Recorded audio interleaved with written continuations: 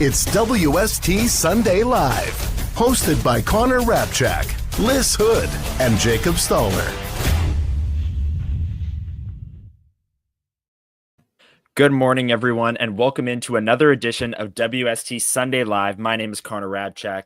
Today, I'm joined by Lyss Houde and Jacob Stoller in just a second here. Is working out some technical difficulties behind the scenes. And then later on in the show, we are going to be joined by a very special guest, Jeff Marek from The Sheet, from Daily Faceoff. Needs no introduction. Everyone knows who Jeff Marek is. Super excited to bring him on and talk all things Winnipeg Jets. The trade deadline is now, 5 days away? This Friday, March 7th. Lots to talk about. Even the Seth Jones trade from last night. So we're going to bring Jeff Marek on, and he's going to always bring his great insights as well. And we're going to break down the Jets' loss last night, 2-1 in a shootout to the Philadelphia Flyers, back-to-back 2-1 losses for Winnipeg. Let's get Jacob in here. He's now behind the scenes. There we go. Yo. How are we doing this morning? Doing amazing. There we go. Lyss, how are you doing this morning? I'm doing well. I'm doing fine. I'm so chaotic this morning because I lost my AirPods, but then I made my coffee perfectly right on the first try. So it's been a very emotional morning for me, but ready. I'm here. I'm locked in. It's going to be a great show today. Locked in and ready to go. I'm super excited for today's. Sorry, what? How did you lose your AirPods at the game?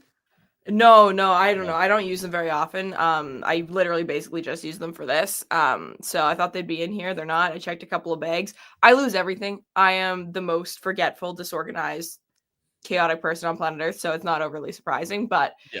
I usually find them. I'll find them eventually. I lose my Apple Watch and my phone 3 times a day too, so it's fine.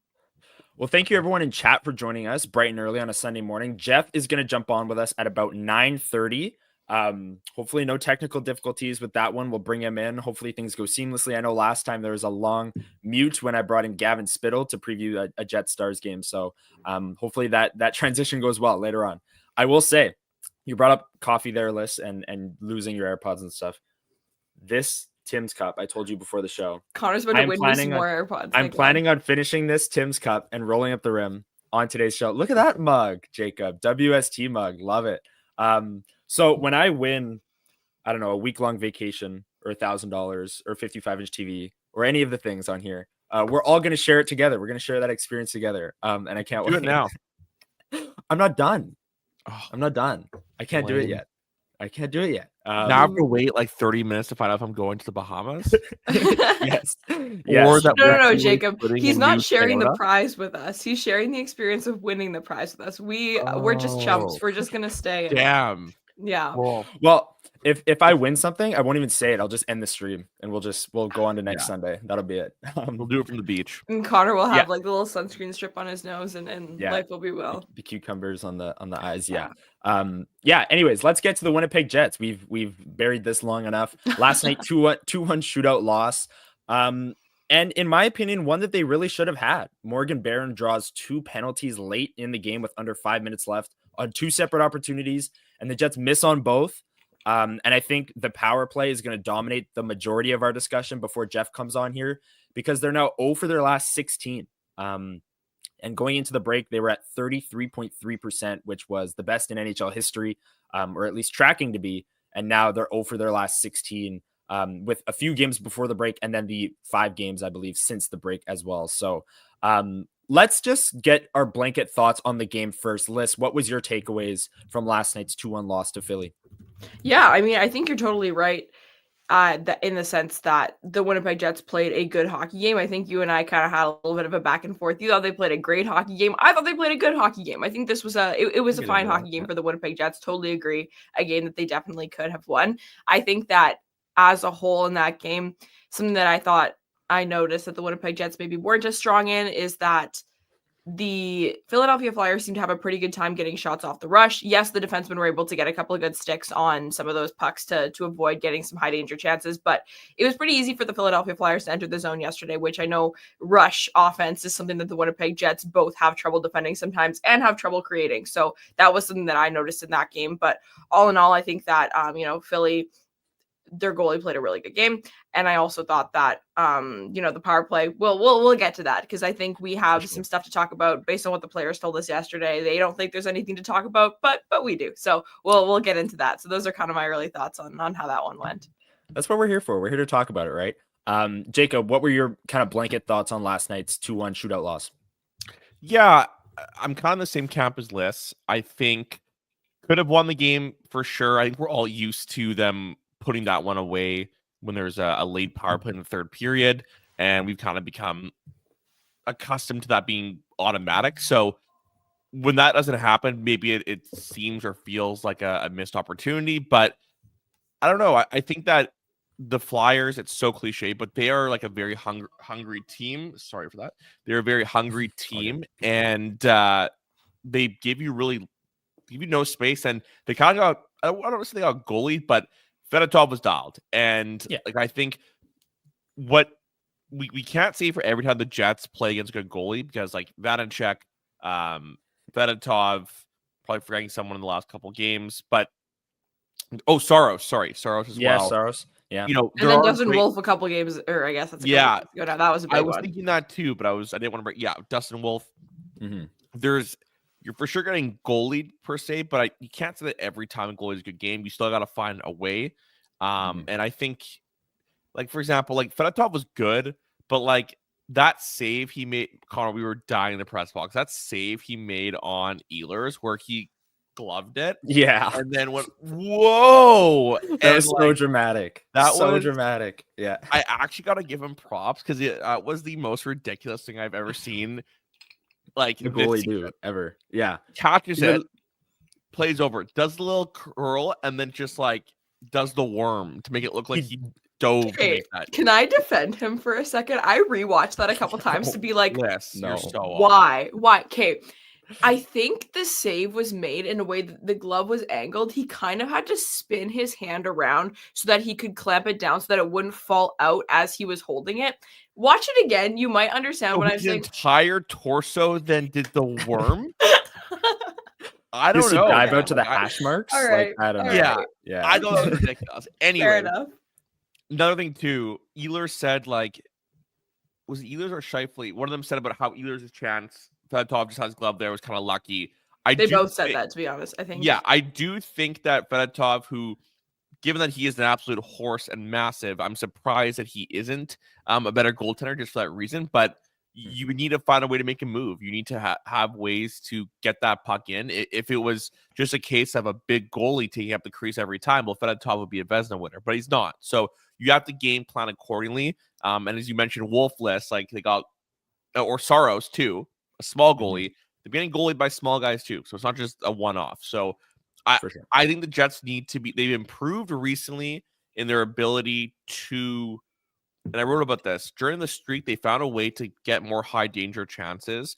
And the last two games, a little bit, we still have seen it, but I think that as much as they got goalied per se, I just think that they weren't letting any easy ones up, right? There's still more the Jets could have done to get those goals, but I don't think we can be critical on the team. Like our standards are getting a little too high. I think it's just, that's what happened. Here's the numbers that Lyss and I were talking about yesterday when I said they had a great game and then kind of walked it back. But anyways, well, here was my point. From the third period on, so including the two power plays, including overtime, the scoring chances were 14-5 for the Jets. The shot attempts were 32-13. The shots on goal were 12-4. So that's a lot of shots, a lot of shot attempts, a lot of scoring chances, all in the Jets' favor. And I wrote in my next day takeaways for illegalcurve.com. If it wasn't for Noah Cates making a glove save off of Kyle Connor, who's like top 7 in the NHL in goals in overtime, what are we like? We're not talking about a loss today. And I was also saying to Lyss after the game, I just can't really, this doesn't just feel like a loss to me. I don't know. Like the Jets played well. They were by far the better team in the final 20 minutes in overtime. Noah Cates makes a glove save off of Kyle Connor as he's sprawling in the crease. And because they lose a skills comp, they lost 2 straight. Like I know like the process versus the results, and they technically lost the game and didn't get an extra point. But shootout games are so different.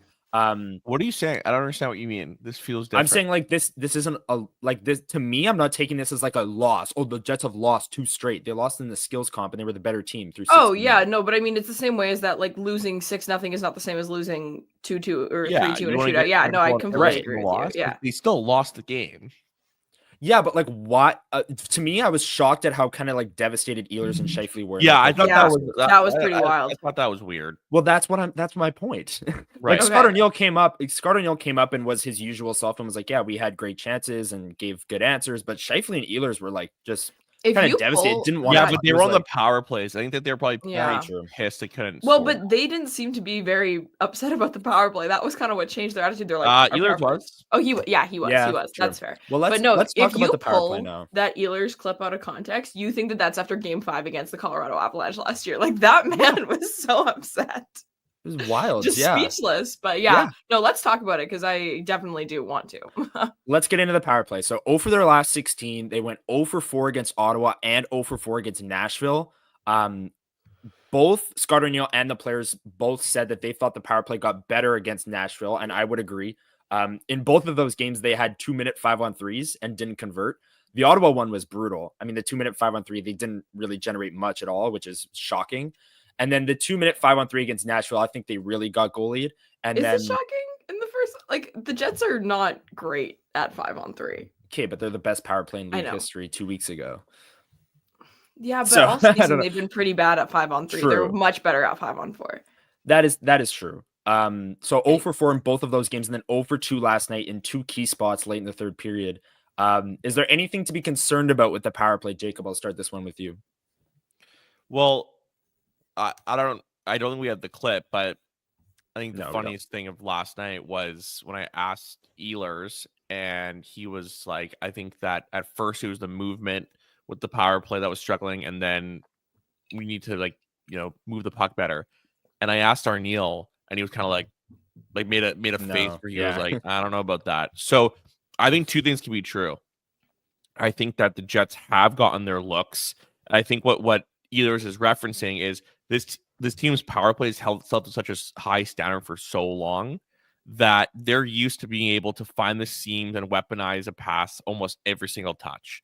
And we talk about how if Ehlers' shot had gone in through Fedotov, how we're not having this conversation, as Mark Scheifele said, there was a cross crease pass that Ehlers made or attempted a Scheifele that missed by a couple of inches. But he got it through the defenders. He just was off a bit. If Scheifele gets that, that's a goal too. So further to your guys' point, we were walking out of the scrum. You said go back and rewatch the power plays. I see decent movement. I think the one thing that I will notice is that, again, down low, I think Vilardi needs to touch the puck more. Like Gabe Vilardi, when he did touch it, quick bang to Ehlers, who had that really good chance. When the puck was down low during the last 2 power plays, it was usually Ehlers, who you don't want him to be down low unless it's just a supporting guy. Like that's not really what he's great at. And so that's part of where I think I'm left wanting more in terms of the movement. However, I believe it's like 39% of their shot attempts are actually hitting the net over these last 5 games. Throughout the year, they're usually around 57%. So there is a bit of poor puck luck. Scheifele found on a slot shot. Vilardi went high and wide in a slot shot. There's a bit of poor puck luck there, but I just think that there is more left. There's more left, in my opinion, to be desired with the power play right now. And I think that, they were moving at some points, but it was very perimeter in other sequences as well. So that's where I'm struggling with the idea that all is good and dandy with the power play, but I wouldn't sound the alarm bell. Yeah, no, for sure. Let's go ahead, yeah. And I think that, for example, to Mark Scheifele's comment of if Ehlers scores that one, if that glove's not there, we're not having this conversation. I think we might be, because that 36%, 33% or whatever it is power play would be 6% over the course of the last 16 attempts, right? So there is still much to be desired in terms of production. And I am really interested in that stat that you brought up about their shot attempts, how few of them are hitting the net right now, because that matches kind of what I've been noticing as well. But I couldn't agree more in terms of Velarde needing to touch the puck more. I thought he spent way too much time in the pop yesterday. I think that he needs to be down low. And I totally understand wanting to have some more versatility in your threats there, because if he's always in, that down low spot, you can neutralize that threat if you think it's the greatest one out there. But I also thought Kyle Connor, totally agree that the puck spent too much time on the perimeter. Kyle Connor in particular did not spend enough time in his wheelhouse either. He spent a lot of time up on the blue line, kind of just looking for options and passing that puck. Josh Morrissey touched the puck a lot on every single power play that the Winnipeg Jets had yesterday, and that's fine. But this is a conversation I've had with a few people before about how when you have a good power play, what that means is that every person out there contributes to having 10 threats, basically 5 passing threats, 5 shooting threats. And where the Winnipeg Jets are at right now is that they're kind of a 9 for 10. Teams are not cheating to cover the Josh Morrissey shot, not in the same way that you would for a Dustin Byfuglien or someone like that, who the point shot is a crazy, crazy threat. Of course, Josh Morrissey can score, but you're worried about about Mark Scheifele on the wall. You're worried about Kyle Connor on the other wall. You're worried about the other guys as much. So I think the more time Josh Morrissey spends with the puck on his stick, the less threatening a power play looks from the Winnipeg Jets. And then the last thing I think I'll say is just that I think it's been interesting. They've scored really early on a lot of their power plays this year. A lot of the power play goals have come within that first stretch of, sometimes you get room for that second unit to come out. A lot of times that first unit, they're scoring within their first 10 to 40 seconds or whatever that stretch would be. I'd be interested to actually look it up.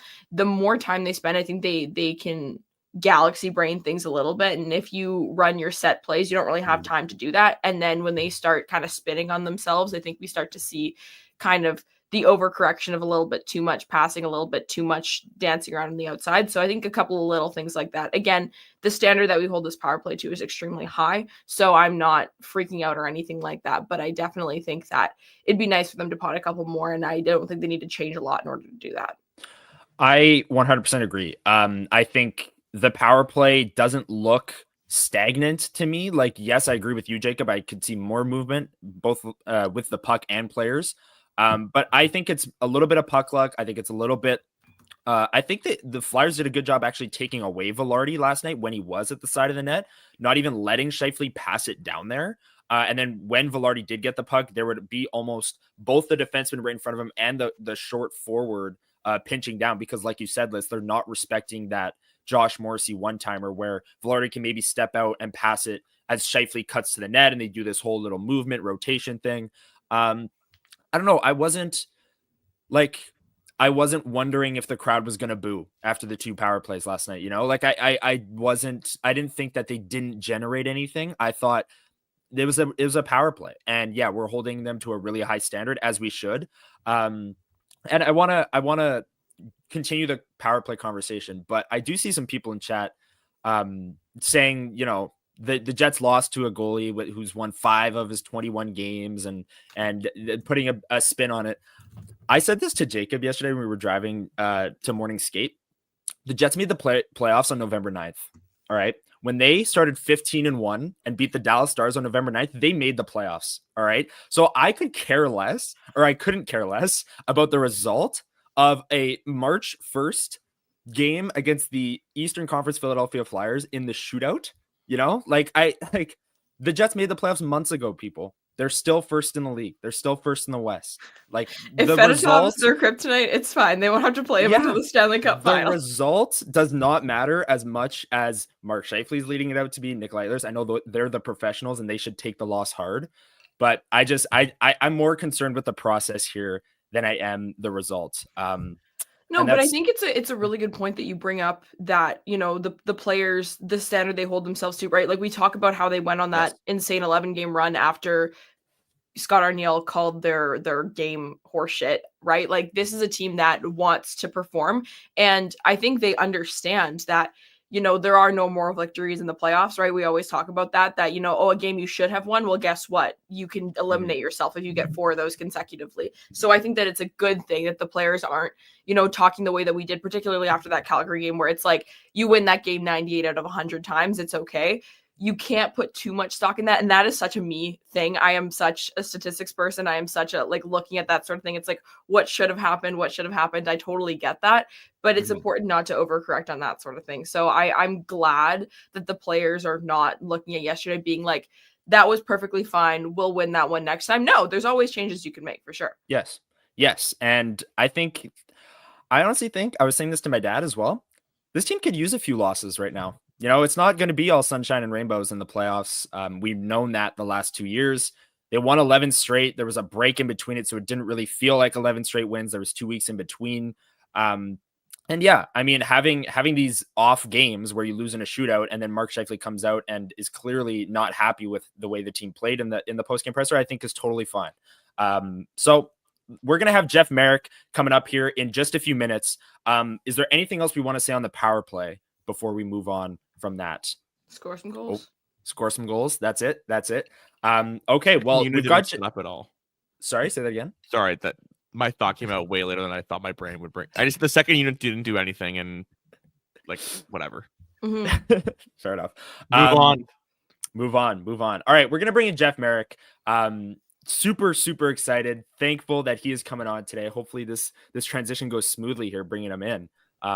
There we go, Jeff Marek. Well Jeff, done. how are you doing this morning? Thanks for joining the show. Connor, Jacob, Lyss, how are you guys today? Glad to be on. Sorry you're getting the coffee shop look here. I haven't dragged a razor across my face or combed my hair or even put on my Mac 30. Lyss, you know what I'm talking about here. So you're not getting anything other than my coffee shop look this morning. But good morning, crew. What's going on?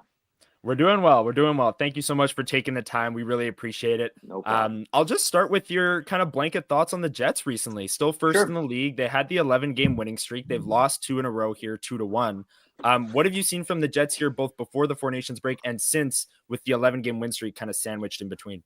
Lose to Nashville, lose to Philadelphia Flyers, it's over. That's it. Trade everybody at deadline. Right? Forget about it. This is the inevitable collapse of Winnipeg. You're a great Jets fan, Jeff. Predicting all year long. This is the way it's going. We're taking the car off the road. This one's headed into the ditch. Look, right now, this team's the envy of the NHL. I don't care if they've lost a couple of games. And actually, Connor, I do agree with your point that, losing at key times is just as important as winning. I don't want to say it's more important than the 11-game winning streak, but just reminding the team, and this is where coaches drool, like Scott O'Neill, as much as, you don't like losing to Nashville, you don't like losing to the Philadelphia Flyers the way that you did. But if you're Scott O'Neill, you're like, okay, now's the moment when I can remind them. It's tough to crack a whip or remind a team what playoff hockey is going to be like when you're on an 11-game heater. You just kind of cruise along, and there's only so much you can do. But, you drop a couple. I know you pick up points along the way, but you drop a couple now. It's that reminder heading into that, who do they have next? Islanders game, I think, on Tuesday. All of a sudden, it's like, all right, you know what? Playoff hockey is different. Now it's March. Now it's time to really start thinking about the playoffs. And now it's time to not, make sloppy mistakes that are going to show up come middle of April. No, absolutely. I think that come April, whatever, this is all Jets fans are talking about, right? Because we look at how the last couple Aprils have gone for the Winnipeg Jets, and it's hard not to kind of circle those and look at those 5-game outs that they've had in consecutive years now. And a lot of people think that this year does feel a little bit different, but I completely understand the hesitancy that a lot of Jets fans have. What do you think we'll talk a little bit more about some trade deadline stuff and some playoff stuff. And then in terms of where you're at with Kevin Cheveldayoff, and what do you think how aggressive do you think he should be going into this trade deadline, or where do you think his mind might be at? This is going to sound weird, Lyss, but I think this should be a go for it year for the Winnipeg Jets. But go for it year doesn't necessarily mean that you try to bring in as many players as possible at deadline. I think this is the move. I think this is a time where, I think you want to reward the team for what they've done and where they've gotten. B, you don't want to upset the chemistry, which means you hang on to impending free agents. That to me says go for it, right? If I'm we've always maintained in the industry, you guys know this, that Kevin Cheveldayoff, amongst all general managers in the NHL, probably has the most difficult job. Like, he has the finest needle to thread as far as being a GM in the National Hockey League. He has the best goaltender in the NHL. He has elite players up and down the lineup, and he has a team that's really clicking. I know health is always the wild card here, but if I'm Kevin Cheveldayoff, I'm really tempted to not treat this as trade deadline and treat it more as tweak deadline. To me, this is just, if you're Kevin Cheveldayoff, this has got to be just reinforcements in case of injury. Because, like, look, I know, is the third line playing like you want the third line to play? Like we've seen the third line play all season long before the Lowry injury? No, they're not. You want more from Nino Ryder? Yeah, of course you do. 82 games is long, man. Like, the NHL season is hard. 82, you're not going to get 82 perfect games. Like, the mid-70s Montreal Canadiens were a freak for a reason. Like, those teams don't exist anymore. Like, this is a reminder more than anything else. Just, the ebbs and flows, if I can be crass, the toilet seat at the Stag and Doe up and downs of an NHL hockey season here. So if I'm Kevin Cheveldayoff, I'm looking at this team and I'm saying we have one of the best teams in the NHL. Now, I know there's always the President's Trophy curse, and we all understand that, and we get that. But look, this team needs to be rewarded, but it doesn't need to be rewarded by a huge, massive shake the foundations of the NHL type trade. If I'm Cheveldayoff, I am just tweaking and reinforcing in case there's injuries to key positions. I do not want. Washington's kind of the same way. Chris Patrick's kind of got himself in a spot here too, where it's like, things are going great. Don't ruin the vibes. It's all vibes, vibes, vibes. Don't wreck it at this point. You mentioned about how Kevin Cheveldayoff has the hardest GM job in the league, and his hands are practically tied with getting free agents, and his moves have to be made in a very calculated fashion. In terms of the tweaks, like, what do you think about the idea of them doing some of their free agency shopping a bit early at the deadline? So getting guys on cost control contracts and doing, upgrades that are not going to just help them for the deadline, but beyond this season. And maybe it's not, as you said, a big splash, but a player that has some cost control to their contract. I think you bring up a really interesting point, Jacob, and that is, the one word that Kevin Cheveldayoff loves is term. Give me players with term. I don't just want one of them. Listen, we've seen the Winnipeg Jets do rentals before, and that's fine. You get close, you go for it, you take your best swing, and I applaud that. But I think you're right. If you have a chance, if you're Kevin Cheveldayoff, and this is kind of a rare bird too, and you tend to pay a premium for it. If you can get someone that helps this season, doesn't disrupt the chemistry, and also has term for next season or maybe a subsequent season, I think if you're Kevin Cheveldayoff, definitely you look at it. Although, if I'm the Winnipeg Jets general manager, I am focused on this year's playoffs, period. And I sort out the rest of my lineup in the offseason. But if you do, if this type of deal is presented to Cheveldayoff and there is term attached, then absolutely, I think you have to have a look at it, even if it means paying a little bit more of a premium. To me, the person I'm thinking of is Rasmus Ristolainen, because, in watching him last night, I was able to on our list in the press box. I've been a big fan of his for a while. I know for a fact that Jets have had interest in him and made big offers a couple of years ago when he was in Buffalo. He strikes me as a guy that is the perfect type of complementary piece, because you bring him in alongside Josh Morrissey, theoretically, and he would just be enhancing what Morrissey does. You're not tweaking anything or screwing it up. That's kind of the guy that I was eyeing in that setup. A couple of things that I think of. One, he's really turned his game around the last couple of years with the Philadelphia Flyers, where once upon a time he used to be a pincushion for the analytics community. And we him and Seth Jones both. Right, and Seth Jones has kind of turned it around too, and we can get to that blockbuster from last night as well. Big right-handed shot, physical, not shy. I'll tell you what, if the Calgary Flames end up keeping Nazem Kadri, all of a sudden your Winnipeg Jets Calgary Flames games get that much more spicy, because it's not exactly a secret that those two do not get along at all, and every chance they get at each other, they take it. I don't mind the idea. I just don't know that the Philadelphia Flyers are there right now, unless it's a premium price that they're in the mood right now to let go of Ristolainen. I don't disagree with you at all, and the theory makes complete sense. I just don't know that Philly's right there now. It just could be the GM's bluff and drive the price up, etc. but I don't know that they're, unless the price is right, going to make a move because, as you just mentioned, he has term and they don't have to. They're not being forced to make a move right now on Ristolainen. But those Calgary-Winnipeg games will be spicy, I'll tell you. Woo. Oh yeah, Watch those two get at it. Can't wait for those ones. Martin Jeff, Pospisil cross-checking Culper Penny in the numbers every single game. exactly. Jeff, there are tons of trade boards out there, tons of names on trade boards out there. You were saying how the Jets should maybe look to tweak, maybe not shake the foundation. Are there any names out there that you think would be a seamless fit as maybe a depth add for the Winnipeg Jets as we near the deadline? I mean, there's been a lot of talk about Brandon Tanev for the obvious reasons. Knows the market, loved in Winnipeg, and expiring deal. I mean, that one makes a whole lot of sense to me.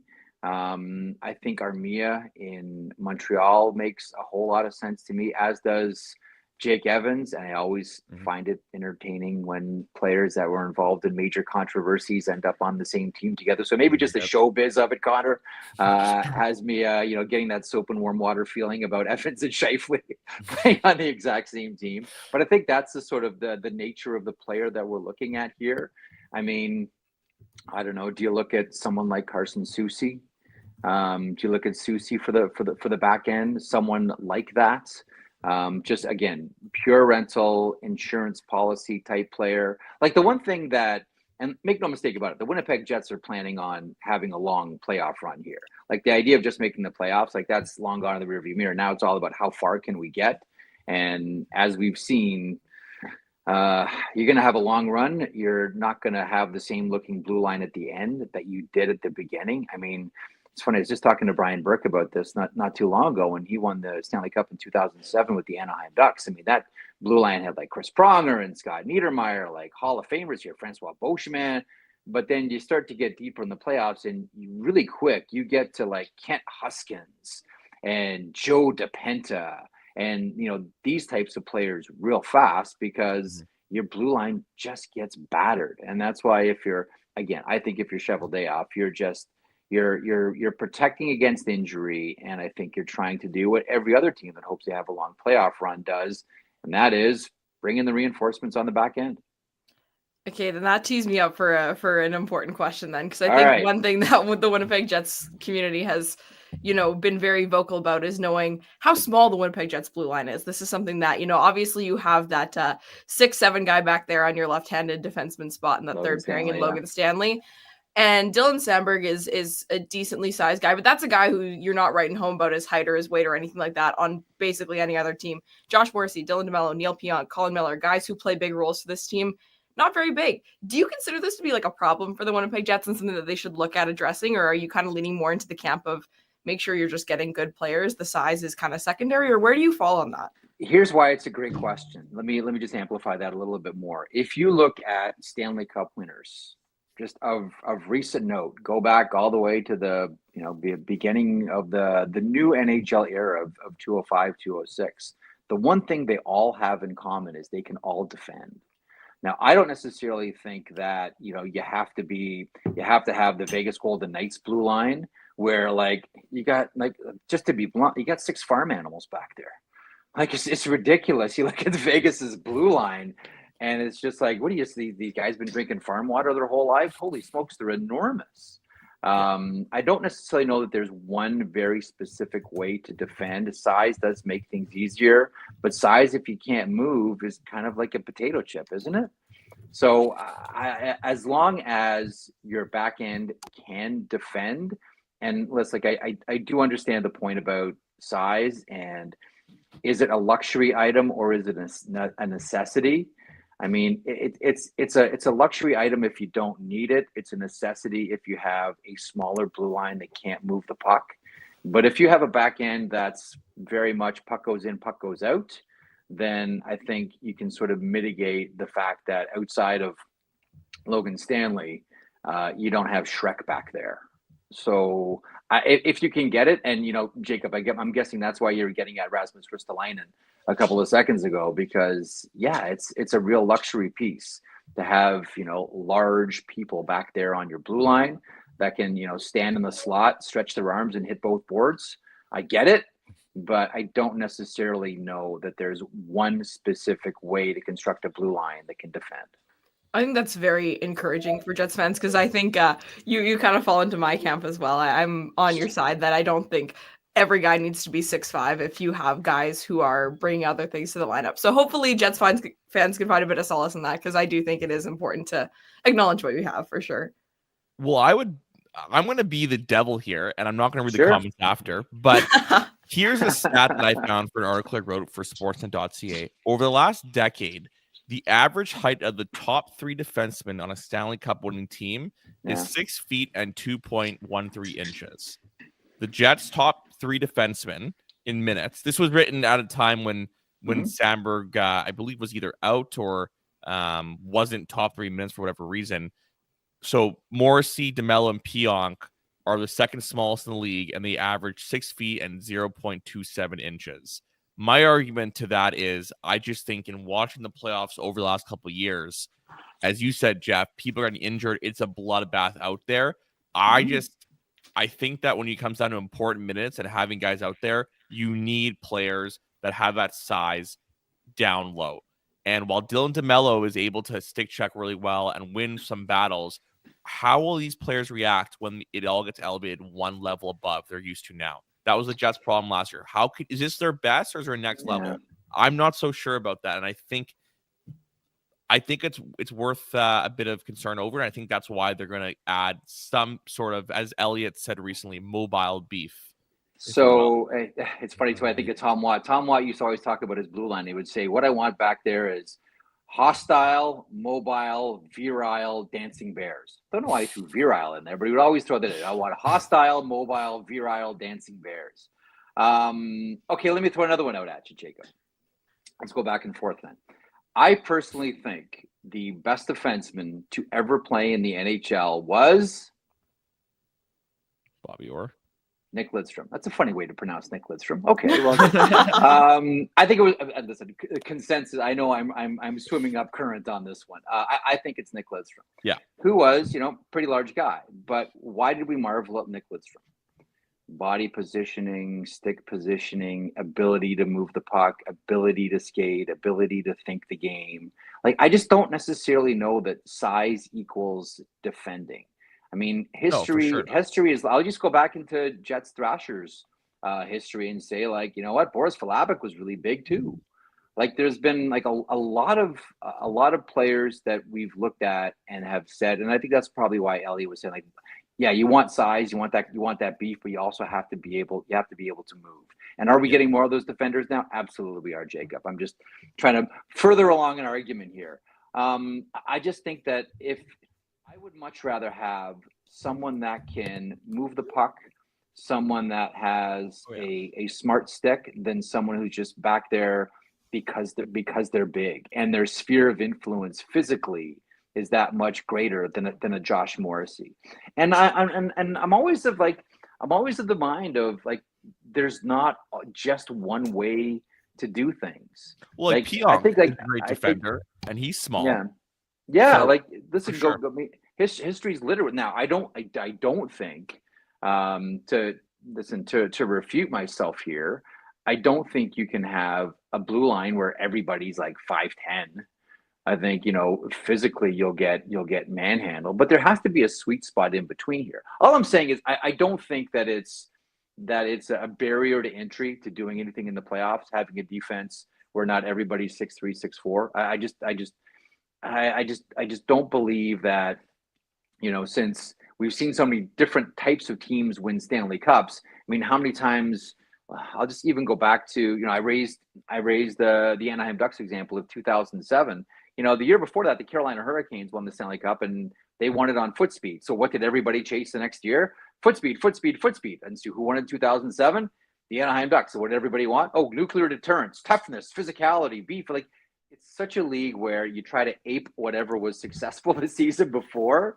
So we've seen smaller blue lines win Stanley Cups before. Is it easier with large players? Absolutely it is. But I always, if I can take it into a sort of a different realm here, one of the things, and this has been true of hockey forever, and the old saying goes like this: in hockey, a small player has to prove that he can play, where a large player has to prove that he can't. We have this default setting that, okay, small guy needs to prove that he can play, big guy needs to show that he can't play. We always give the benefit of the doubt always to size and never to skill. And this has been true since the NHL started in 1917. This is nothing new. This is nothing new in the NHL. I do understand what you're saying, and if you can get large people that can defend and move their feet, naturally that's going to be bigger than someone that's smaller. But I've yet to see outside of Nick Lidstrom the perfect defenseman. For sure. And I just, to wrap that up, I think, like, I, for example, have always said I understand why Logan Stanley, as an example, is in the lineup for the Jets. But my argument has been you can have that type of player there, but it has to be someone that's effective at what you're desiring, not just, okay, if he does X, Y, and Z, he could give us this. It's like, okay, but what's he actually doing? And does it outweigh what someone like a Colin Miller, Hayden Fleury does? Yeah, and you know what? A lot of it too depends on what the coach wants that player to do. Like, I'll throw an example at you of Morgan Rielly.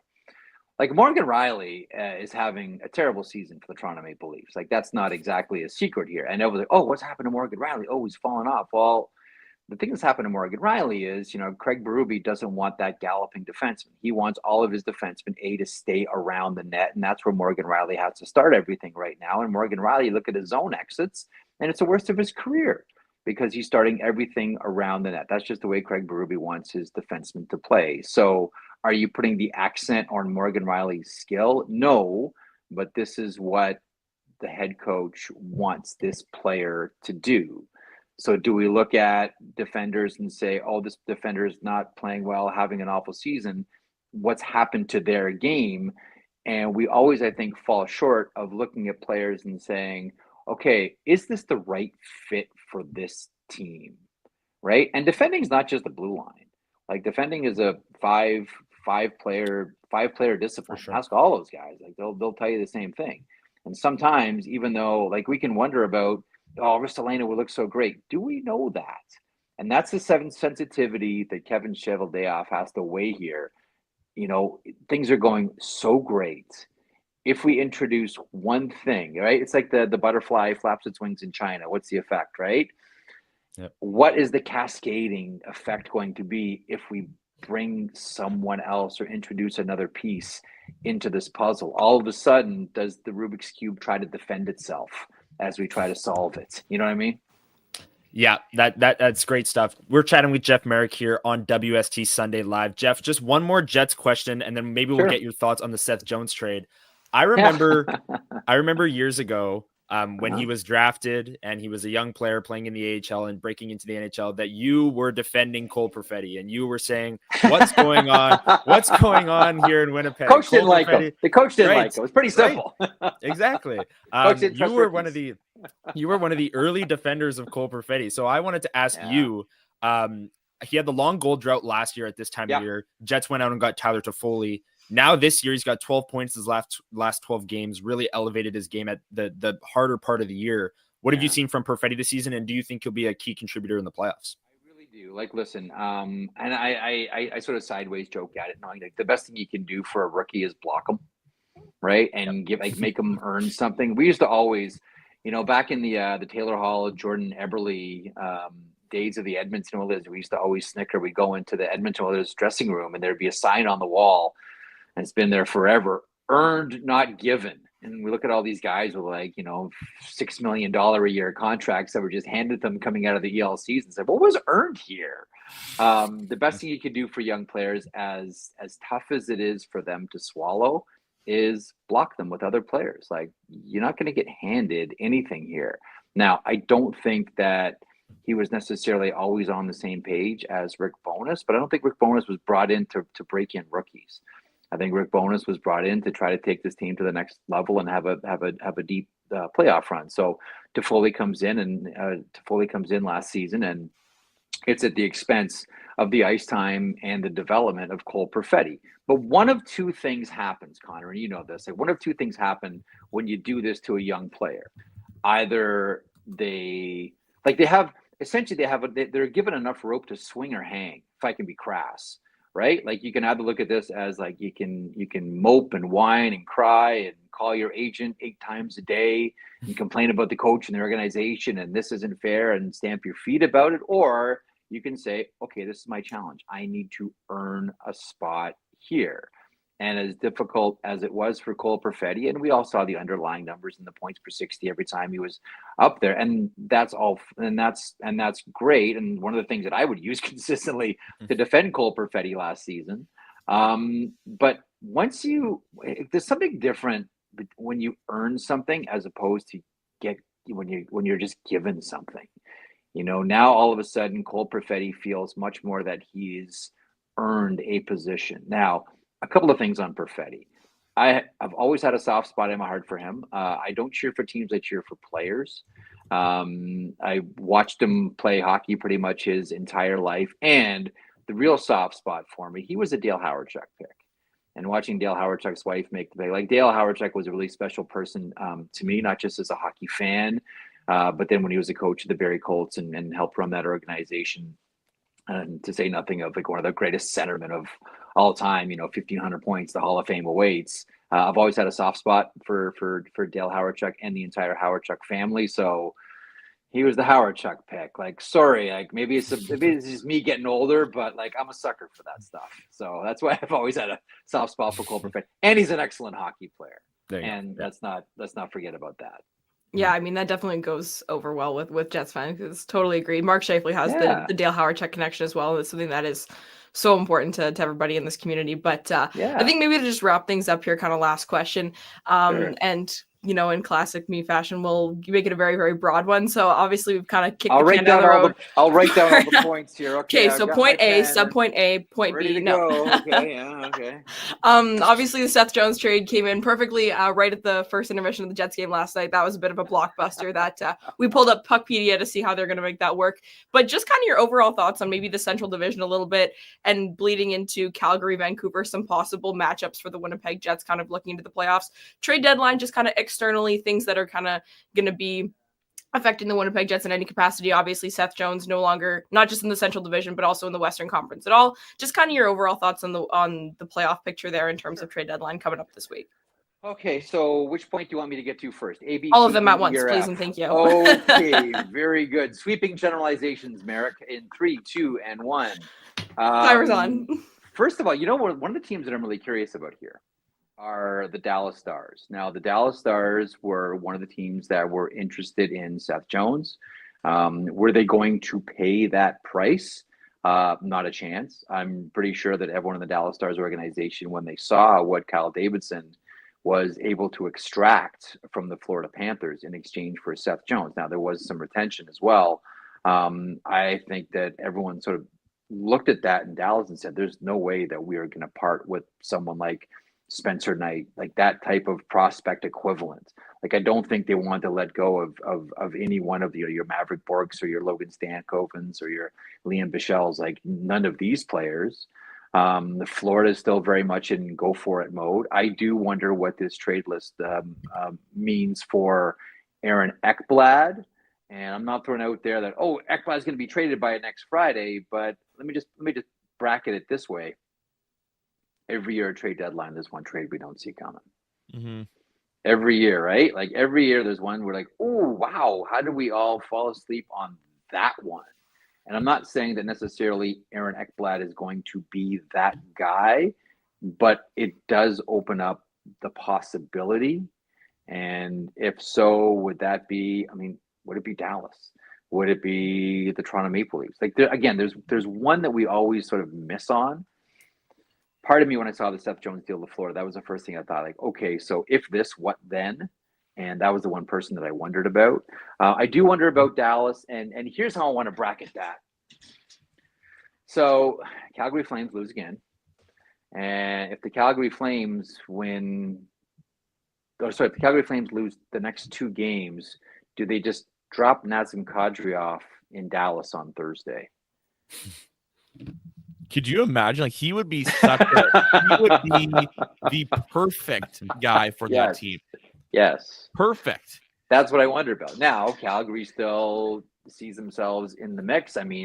This might be, kind of like it was in the East.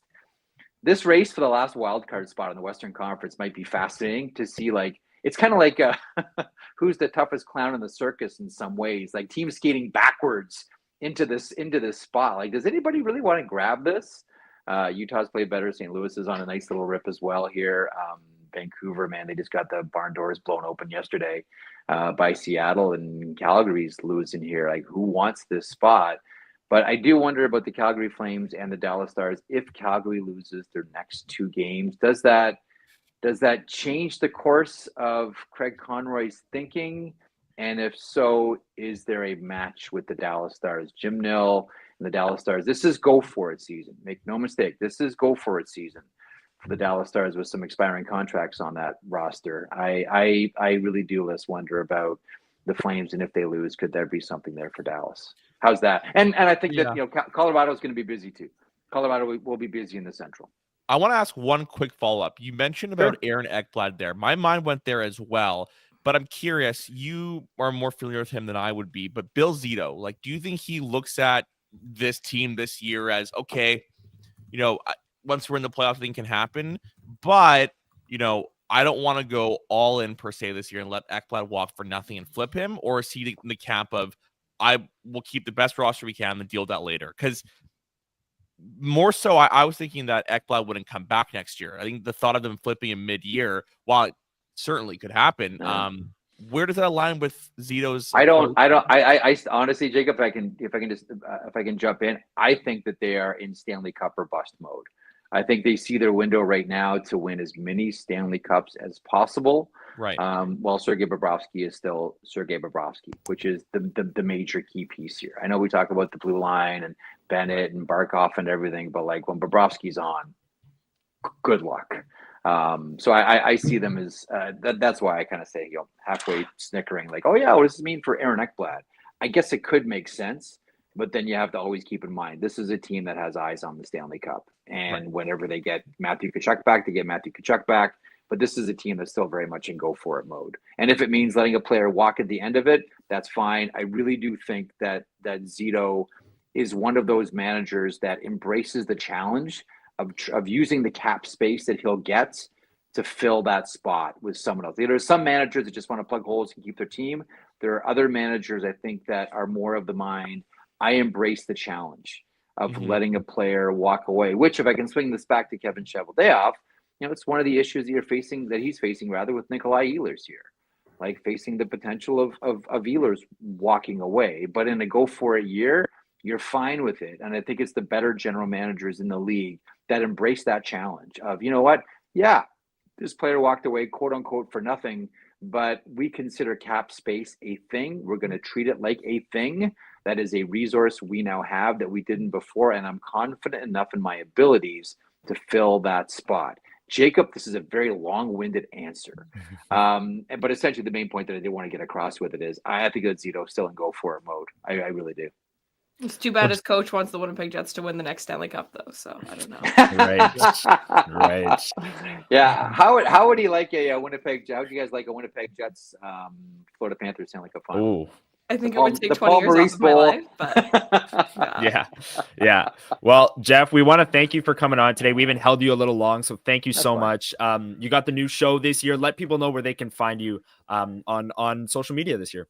Yeah, it's very interesting. It's very exciting. Yeah, it's called The Sheet. It's Monday to Friday, 3 o'clock Eastern, 3 to 4 on our Daily Face-Off YouTube channel. I do a blog that comes out every week, just random musings, just kind of like we just had this last 45 minutes. Only you read it, you don't listen to it. So something for your eyes as opposed to your ears and eyeballs here, I suppose. And I apologize again for my very coffee shop-like look this morning.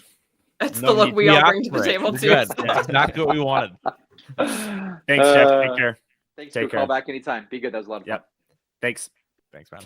There it is, Jeff Marek. Really appreciate him coming on. That was a great conversation. Anything you guys want to add that was interesting that Jeff said, or do we want to just move right into trending up, trending down? I feel so validated. Such a good storyteller that I wish he could read me a bedtime story every night. No, literally, I love his voice. His ad for the cell plans with Fizz, that every sheet, like on the sheet, like interview or whatever, on podcasts, I love that ad, and it's an ad for cell plans. I like my cell plan. I have a cell plan. I'm not getting a new cell plan, but I totally agree. Great storyteller, great voice. I could talk for hours and hours about so many of the points that he brought up today. So that was very, very valuable conversation. We're very fortunate to have had him donate his time and come and join us on this lovely Sunday morning. Yes, and thank you for everyone in chat who joined us for that conversation with Jeff Marek. If you enjoyed it, make sure you hit the like button down below. Hit that notification bell. We're live every single Sunday. We can't promise Jeff Marek every single Sunday, but we will be here every single Sunday talking Winnipeg Jets and all things NHL. Let's get to trending up, trending down. I know that there's some losses now, so maybe the down part of it's going to be a little bit easier. They were coming off the 11 straight wins last time. So let's get right to it. This is Trending Up or Trending Down, a segment where we choose players who are trending up or down for the Winnipeg Jets over the past week of play. If you have joined us here live in chat, make sure you hit the like button and drop your picks down below for trending up, trending down. To make it harder on ourselves, we can't choose players that we chose last week. So Gabriel Velarde, Eric Comrie, and Dylan Sandberg we chose for trending up. Ville Heinola and Mason Appleton we chose for trending down. Those players are off the board. I will go first so that I go last for trending down. I'm taking the fall here, taking the worst one. Or maybe down is easier this week. I don't know. But for trending up, I'm going to go with Josh Morrissey, actually. I thought that was your pick. Okay, the game against San Jose obviously was incredible. He played like 8 of the final 11 minutes, scored the goal to tie it late. But I thought against Ottawa, against Nashville, and even last night, Josh Morrissey, one thing that I brought up earlier in the year is he was still super steady. He's still a star defenseman, but he wasn't completely taking over games where he was absolutely the best skater on the ice, no questions asked. He's starting to do that a little bit more. And I don't know if the illness that held him out of the Four Nations is kind of pushing him to be better and instill better habits before the playoffs. But last night against Philly, he had that look where he just wasn't going to let the team lose. They did in a skills competition, so boo-hoo. But Monday night against San Jose, he played 8 of the final 11 minutes, including like a minute and a half shift in overtime, and just willed the Jets to victory in that game. So I'm going to go with Josh Morrissey. I thought he had an incredible week in all 4 games, and I thought he was taking over games, so he's my pick. Lyss. Trending up, I'm going to go with Morgan Barron. I think that this is a guy that something that we could have talked about a little bit today, but obviously there's just so much to discuss. You didn't really get into the scratching of David Gustafson now that Morgan Barron is healthy and reactivated from IR, and Jared Anderson-Dolan was sent back to the Moose. Morgan Barron is a guy that I think last season he was better than he has been this season. I'll just say that kind of flat out. But I thought yesterday that he looked pretty good for a guy who hasn't played in quite some time. And, those penalties that he drew at the end of the game that we already mentioned, those are great. I think this is a guy that knows that, kind of to go off of what Jeff Marek brought up earlier in the show in terms of being handed roles, it's earned, not given. This is a guy who knows that he hasn't been given a role in this team. He's got to earn it every single night. And I think that yesterday was a nice kind of push. I think that was a guy who showed his workhorse there. So Yep. I agree. Jacob, who do you have for trending up? Logan Stanley. Nice. He was on my list. Great he was pick. on my list. I like it. Let's tread carefully here. But here's the reality. Logan Stanley has looked really good since coming back, and the bar is low. I want to be very clear here. Would I want Logan Stanley in the playoff lineup if I was making decisions? Still no. I'll make that very clear. But Logan Stanley's not as noticeable defensively. He's typically noticeable for all the wrong reasons. What I've seen is a player that isn't chasing contact like he usually is. That is his biggest downfall defensively. There was an instance against St. Louis where, was it Buchnevich he pinched on? Yeah, Buchnevich score. Buchnevich scored, so it was someone else he pinched on. I know exactly what you're talking about. Yeah, he pinches for the hit, and this is very peak Logan Stanley, and then a 2-on-1 the other way. Yeah. Last 4 games, I haven't seen that at all. Now, alternatively, as us 3 were saying in the press box last night, he had 5 really, really good passes last night. 5. And I'm talking rushes up the ice. Yeah, exactly. Good. I'm talking plays that advance the puck up the ice for their team, tape to tape. He doesn't look nervous or timid, and it's like, you look at the archetype of a player here, and it's of course you want that in the lineup.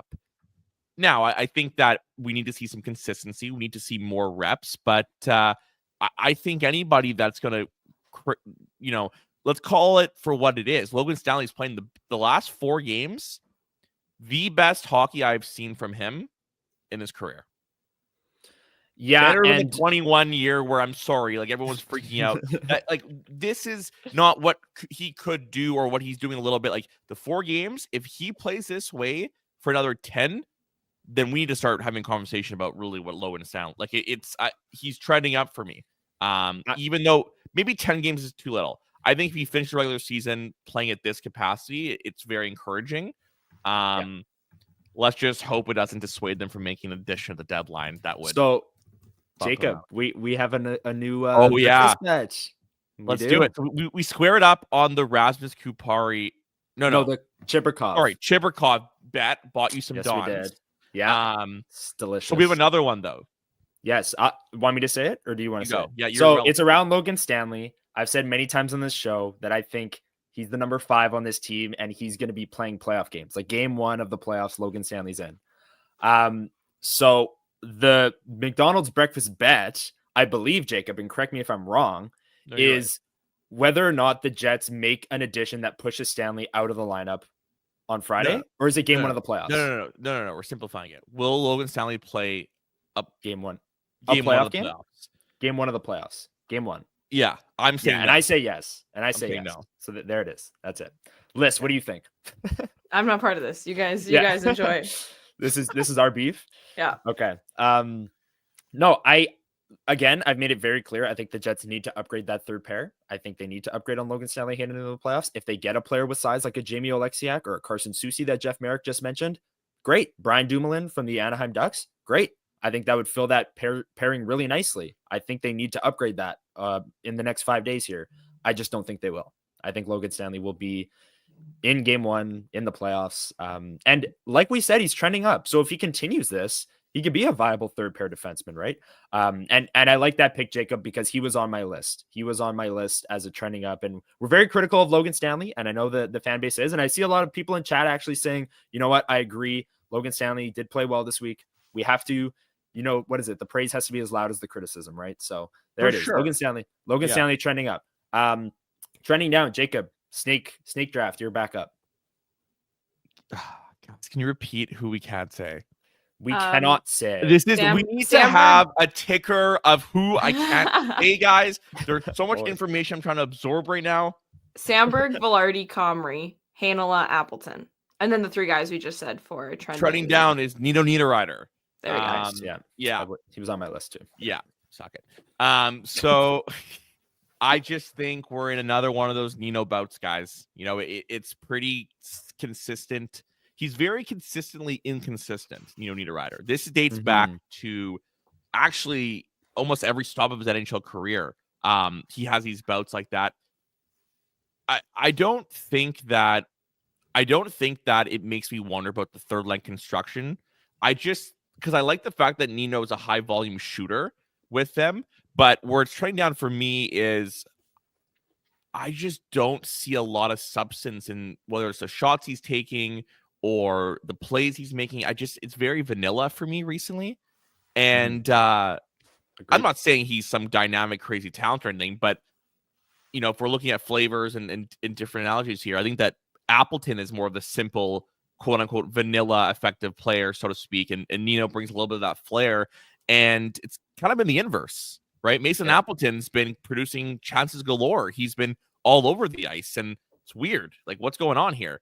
And I think that, this is not the version of Nino that we want or need to see. Yep. I agree. And Nino was on my list, and we know that his office is the front of the net. Sometimes those plays aren't there. And I agree. That line has been very vanilla, and I'll be with you on that. Lyss, who do you have for trending down?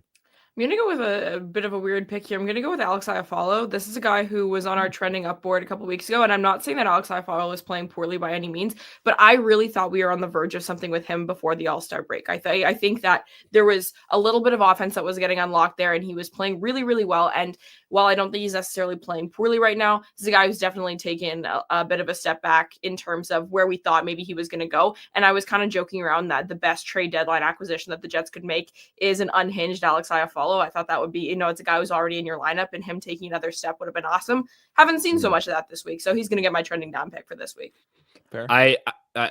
Yeah, fair enough. I like that pick as well. My trending down, you guys saved the easiest one for me. I'm going to take the power play. It's 0 for 16. That's a layup. I'm going to take the power play. Yeah, no, come on. You can't leave it. You got to give me a tough one. No, I'm taking the power play. Yeah. 0 for their last 16, and it's now early in the season. It was winning them games, and I wrote this in my next day takeaways as well. Power play was winning them games. Special teams was winning them games. Now it's costing them games. They go 0 for 4 against Nashville and lose by a goal. They go 0 for 2 in the final 5 minutes of the third period against Philly, lose in the skills comp. So it is now costing them games, and it's not just the fact that they're not scoring. It's when they're not scoring. Davis Payne, Scardino, they all talk about the timely power play goals. It is not there for the Winnipeg Jets power play right now. So they are my trending down. Thank you, everyone in chat, for taking part in trending up or trending down. Seems like this segment is building steam every single week. We really appreciate you in the chat room dropping your picks for trending up, trending down. We have one more segment to get to, and it is one burning question. So the chat, don't go too far, because it is now time for you to drop your questions down below. This is one burning question. While you're down there, make sure you hit the like button, hit that subscribe, and the notification bell. We are live every single Sunday morning talking all things Winnipeg Jets. Next Sunday, we have a massive show. We're going to be talking about the trade deadline. The Jets may be making some additions. We got a lot of games to talk about too. I believe it's a game day next Sunday as well. So lots to talk about. Maybe I'm wrong on that. Maybe I have no idea. But anyways, drop your questions down below. We really appreciate it. And all of you for joining us here on this Sunday morning. We have game days the next 4 Sundays in a row. So wow. So join us for 4 straight game day editions of Winnipeg Sports Talk Sunday Live. All right, guys, it's time. While the chat is dropping their questions down below, it's time for me to win. Who knows? Oh my gosh, WST van? WST Volkswagen van? WST van? Jacob, you have your sunglasses ready? We're going to Barbados. No, please play again. Damn it. Tough. Connor. God. All this hype for nothing. What a buzzkill. I know I milked it an hour. I literally said it like an hour ago. Anyways, let's get to some of the chat. If Hrabchak wins 49 games, this is a great question. Does he win the Hart? What is the wins record? Are either of you aware 48. of that? 48 is the record, I think. Hence the question. So, I see. Yes. Great question.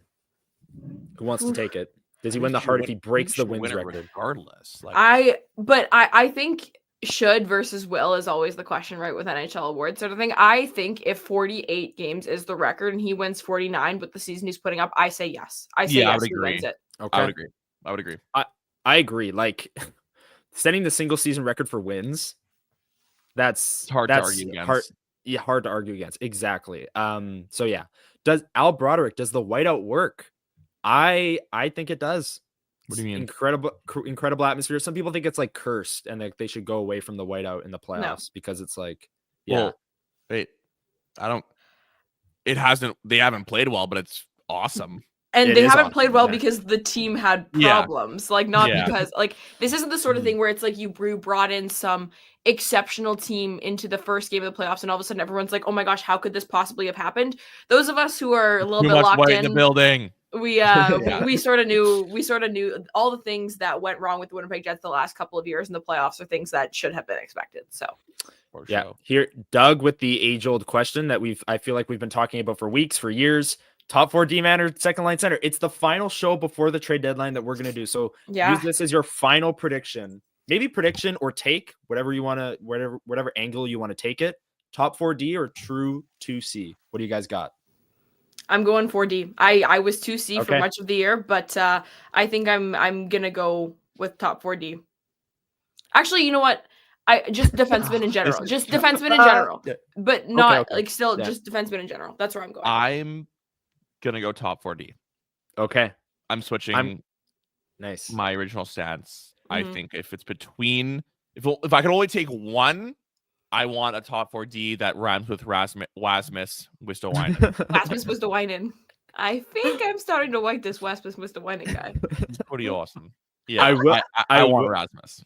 Okay. I'm gonna agree.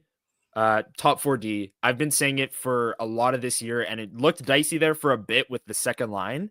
But I've liked what the second line is done. Hypothetical. You can still get both, Connor. Yeah, you still get both. Exactly. I think the Jets should get both. Yeah, that would be go. great for content purposes. Maybe we would watch some more playoff games. It'd be so much fun. Kind We should all get on board. Yeah. We should all get on board. Julian asks kind of the flip side of, Hellebuyck maybe chasing that record down the stretch. Do we want Helly starting 60 games again, or do we want him being rested for game 83 and beyond? This also feels like a bit of a hypothetical to me, because I think if you were to say like, oh, Hart campaign versus Stanley Cup, does not, like, the Hart means nothing to him, right? Stanley Cup is all that matters to these people right now. But I think he thinks playing more games equals better chance at a Stanley Cup, staying hot, staying fresh, all these sorts of things. So I have a non-answer to this question, as I always do, when it comes to how much his workload should be changed and modified going into this stretch. I don't want him to start as many games going into the playoffs as maybe he has in previous years, but I understand that that's what the player likely wants, and if that's what we think is going to give us the best version of Connor Hellebuyck, then I think you go with that, but I just don't know if that's the case. I believe it was Sean Reynolds on one of the recent KNR. Sorry, I interrupted you, No. but one of the recent KNRs basically saying like Connor Hellebuyck's going to do what Connor Hellebuyck wants to do, and that's basically the end of the conversation, unfortunately. Yeah. Jacob, I'll throw the. Yeah, go ahead. I just, if you want. Yeah. I think that if he played, there's 21 games remaining. If he played roughly, 14 of them, that's fine. That actually he would end with 60 on the dot. I just think that he, over the last couple of years, has had a heavy workload in this portion. And I get the Jets weren't great, but it hasn't necessarily worked out for him either. And if the Jets are gearing up for intense hockey for another 2 months, I don't see why he's not resting and recovering more than a random Tuesday against a Philadelphia in mid-March. To me, Connor Hellebuyck is going to do what he wants to do, and that's fine. But how can a player that's never gone through the distance advise and give the right decision? Sure. I understand that, 2017-18, for example, right? That was a long run. He was there, played 67 games that year, but that guy was not 31 years old. He was 24 or whatever it was. So I just, that was a long time ago. It was so long ago. And I just think that the idea that, and I want to make something clear too. It's like Bobrovsky is however old he is, and he's this sort of mecca of able to do it and play all the time. But how many games does Bob play during the year? I don't know. How many games does Sergei Bobrovsky play during the year? And put that alongside the fact that he has those playoffs. And all I'm going to say is if he plays 60, it's okay. I just 65. That's just unnecessary to me, but I'm not saying to fully load management him NBA style. He still has to be fresh and be playing. Yes. Let's be clear about that. And Connor Hellebuyck, we know this. We've said this many times. He's a rhythm guy. He likes being in rhythm. He likes playing a lot of games, seeing a lot of shots. So I do think, maybe you rest him. When you get closer to the end, maybe you rest him a few more games, but you still want him to be in rhythm and fresh, like you said, Jacob, going into that first round. Where the next question I'm going to bring up here, will the Jets get past the first round? I'm willing to say if they get the 1 seed in the West, which they have a pretty healthy lead on right now, I'd say yes. Vancouver is a mess. Quinn Hughes got hurt again last night, tweaked something. Well, and like Jeff Marek said, it's like people are battling for who's not going to get it as opposed to who's going to get it. It's like how do you fall out of wild card 2, not how do you get into it? A lot can change in the next couple months, but I'm not the streaks that these, Calgary's, Vancouver's, Utah's, St. Louis's, even Minnesota's, depending on what happens. I don't know. It's not looking super, super promising. I think that it's a favorable matchup for the Winnipeg Jets. I think this is the year they do it. It's giving Washington in the second wild card last year. Yeah, with, totally. Negative goal differential kind of fell in. Yeah. So exact the same situation. Jets definitely need that 1 seed. And that I think they can win the first round for sure. Dallas Pauls, can Arneal win Coach of the Year? This is something we covered, I think, last week. I think Spencer Carberry. We talked about this a long time on Thursday at WST whiskey tasting with Jeff Marek. We did. I think, which shout out to the people that were there. That was a really fun night. Spencer Carberry, coach of the Washington Capitals. I think this is his award to lose, just because everyone kind of counted them out. They barely made the playoffs last year, and now they're, blowing expectations out of the water. So with the power of friendship too. Like, yeah. No, I think he can, but I don't think he will. I could see him being a Jack Adams finalist, though. I definitely could. How important do you think it is to rest Comrie before the playoffs? So I have an opinion on this. Wait, Comrie? No, because people were talking about this. They're like, he's resting Comrie. He's resting every game. No, because people, I think where this is coming from and what people were talking about earlier, it's like, oh, like if Mark Scheifele gets hurt, X. If Josh Morrissey gets hurt, Y. Like same thing with Connor Hellebuyck. I think like they're toast if they lose their big guys, but so is every team. You look at these, like, you can't look for replacements for injury insurance for Mark Scheifele or Kyle Connor or Nikolai Ehlers. Like, it's just, you have your guys and that's it. The same way that if Connor McDavid got hurt last year in the first round of the playoffs, the Oilers wouldn't have made it to the Cup final. And that's just how it works when you have really, really good players.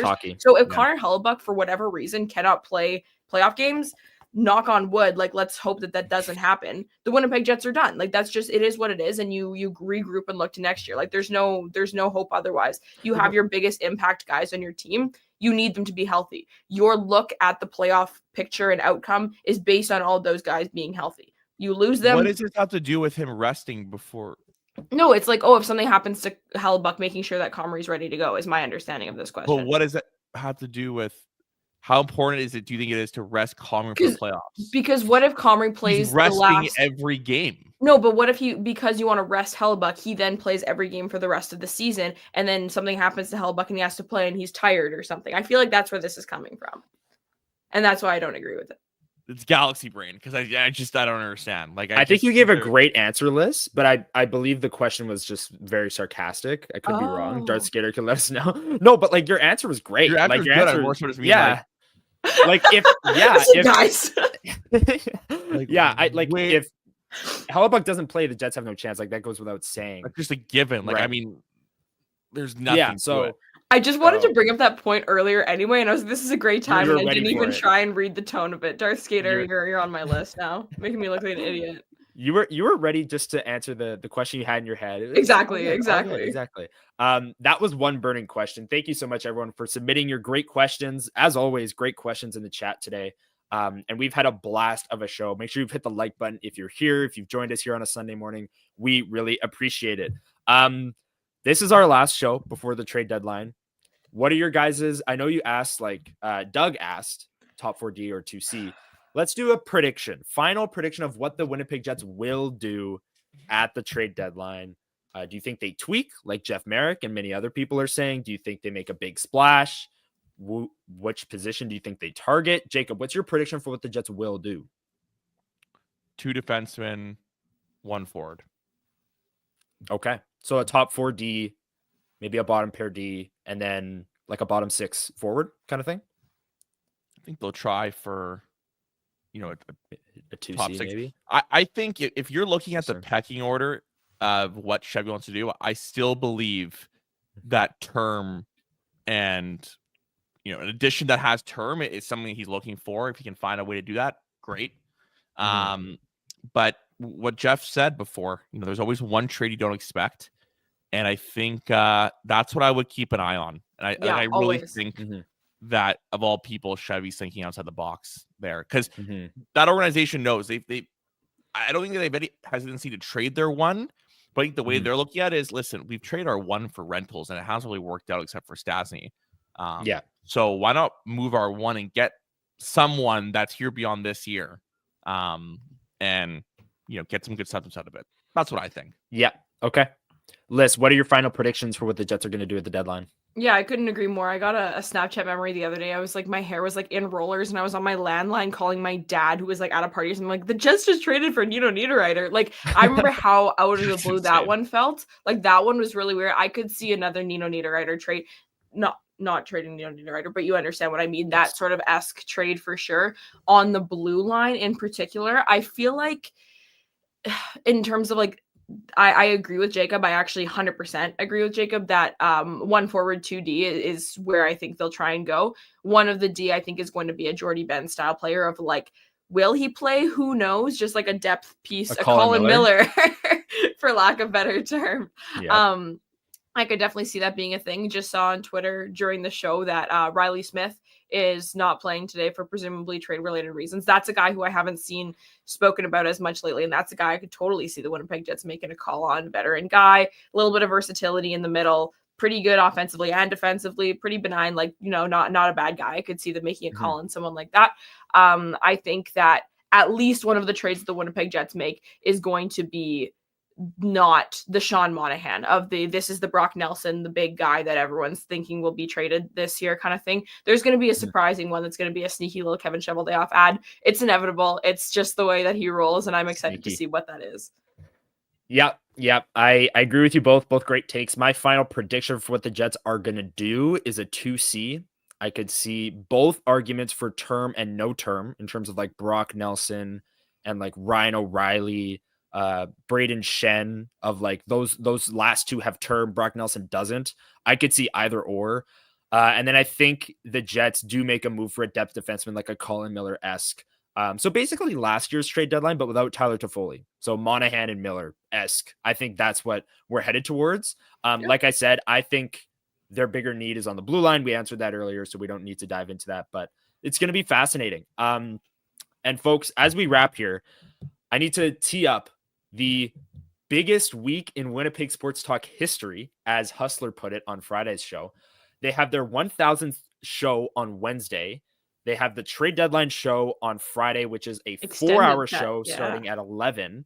And then it's our 4-year anniversary on Saturday, March 8th. So awesome week ahead. Super, grateful to be a part of this great channel, Huss and Remo and Winnipeg Sports Talk, and giving us the platform every single Sunday morning to do this great show.